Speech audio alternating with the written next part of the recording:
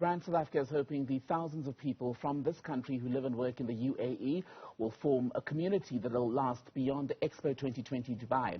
The country's formal participation at the global event is now approaching its end, and several ceremonies are planned for the next 24 hours to wrap up 6 months of campaigning aimed at putting South Africa on the world map.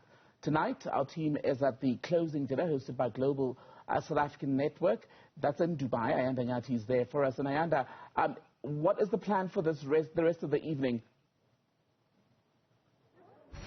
Well, part of what we're expecting, Temegile, is to have South Africans do what they do best, which is to mingle and mix, for lack of a better term. But all of that, of course, keeping in mind the objective, which is to put South Africa on the world map, as you put it.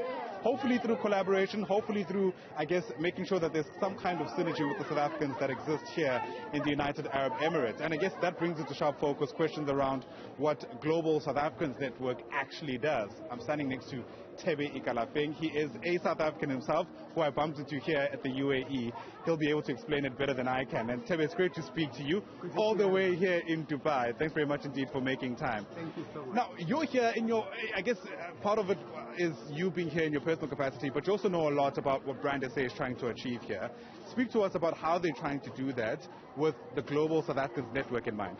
Well, the Global South African Network is a network of South Africans. It's really an informal, formal network, and the purpose of it really is to get South Africans to get together wherever they are in the world and to be able to tell good stories about South Africa. So we really don't want them to necessarily to come back to South Africa, but what we want them wherever they are to be great ambassadors of the country. Yeah, because the reality is that we know anybody who's traveling, for argument's sake, to Dubai would want to meet other South Africans first if they're trying to get around this country. Indeed, and a night like today is really one of those nights at the tail end of the Global Expo in Dubai, where we're getting South Africans together. Brand South Africa gets South Africans together and says, let's get South Africans together, let's get them to network, let's get them to know each other, because a lot of South Africans here don't necessarily know each other. But because of the Global South African networks, they're able to connect, they're able to share, they're able to tell stories about what brings them here and what they miss about South Africa. So, of course, today we've got Chef Coco, who's a great global African, based in South Africa for many years, and he's cooking for them today. We've got DJ Lala, who's going to be playing some great South African songs. We've got Jessica Mbangeni, who'll be singing the praises of South Africa. So it's a great evening again, getting global South Africans together to tell the story of South Africa. And this week, as you know, on Tuesday, tomorrow, will be South Africa Day at the Global Expo, where South Africa, the focus is on South Africa. So the night before, we're celebrating South Africa. In one way that South Africans know how, which is to make a lot of noise and eat a lot of food. So we're expecting that. But, you know, Thebe, just before my colleagues in Johannesburg came to us, they were dealing with quite difficult subject matter, among, you know, highlighting some of the challenges that still plague our country. And I don't need to list them, and we know them. You know, I wonder in what ways that makes that difficult to tell the South African story, as you put it. Well, I mean, on the one hand, the one thing you cannot take away from South Africans is that their connection to the country and their love for the country. So despite the challenges that we may go through as a country, it doesn't take away the fact that we are South Africans first, and there's the one place where we always be welcome. Of course, the job is always complicated about telling the story of South Africa in a positive light when there are challenges. But I think what we begin to see in South Africa a lot now is a good narrative and some action towards rebuilding the country, rebuilding the country, the economy, and as well as the perception of the country globally. This is one of those evenings that we do just that. Thank you very much indeed for your time. Really do appreciate it. Thebe Ikalafeng, among the many South Africans who are here. It's essentially at the commercial hub, if you like, of Dubai. And I'm going to ask my colleague Ritumeti, who's behind the lens, to get you a sense of how many people are actually here. It's buzzing with excitement. A lot of people have finally trickled in. Conversations are buzzing, and one can only imagine the kind of discussions that are taking place. Most people are professionals who are here in one way or the other and have some kind of connection to the country. And, you know, part of what the objective is tonight is to ensure that they know each other so that they can keep the South African flag high in the ways that they know how. And so much of those discussions, I imagine, will be centered around exactly that. As Thebe mentioned, you know, it's an important week for South Africa. In fact, we have the South Africa Day taking place tomorrow. That's where we expect President Cyril Ramaphosa to also be speaking at the Al Wasl. He, of course, arrived in the United Arab Emirates, we understand, early today. He's said to be around for a couple of hours when he speaks tomorrow, and I imagine part of what he'll also do is to try to consolidate all the work that's been done to try and ensure that, the message at least comes across as clearly as possible. Let's see who else we can speak to. There's a gentleman here who seems very ready to chat to us. I might as well make the most of this moment. Good evening to you, sir.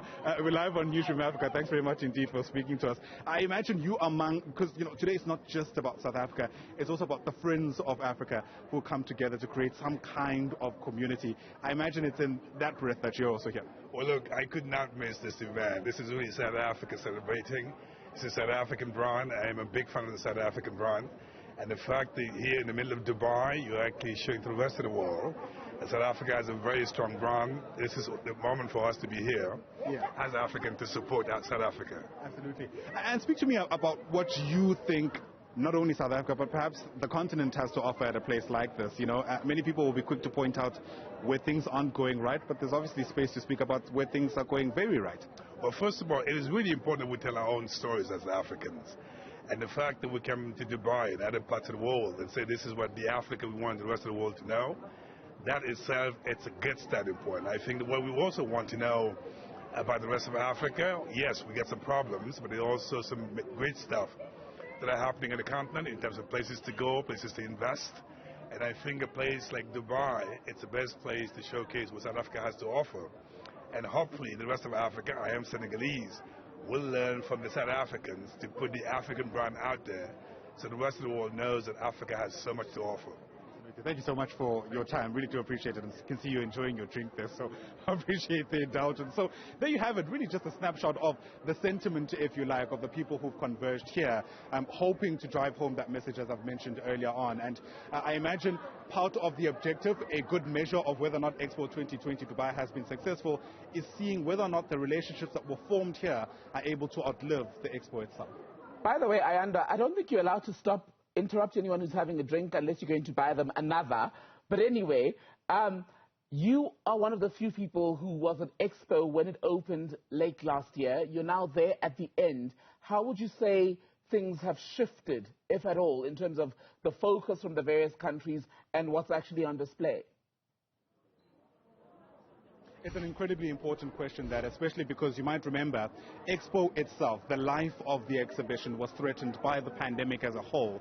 But what was a unique challenge this time around is that the Expo was able to launch, and then the Omicron variant came along, and that came with all kinds of disruptions to the ebb and flow, the momentum, if you like, of the Expo itself. In fact, we remember that 6 southern African countries, including South Africa, were barred from traveling to virtually anywhere in the world, including the United Arab Emirates.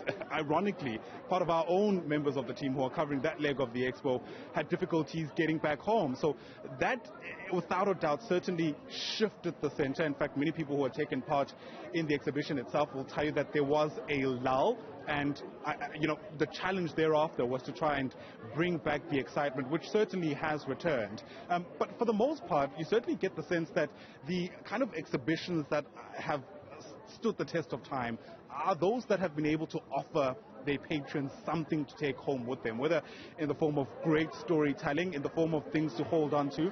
I'm a fan of any good food, so those are certainly some of the places that I remember. And those, I imagine, are the exhibitions, the countries that are going to be able to have some kind of long-lasting memory in the people who visited. But again, the big take-home, the big objective with Expo 2020, with any Expo, quite frankly, is to try and ensure that there's increased globalization or improved globalization in the form of increased collaboration among the different nations and their various stakeholders.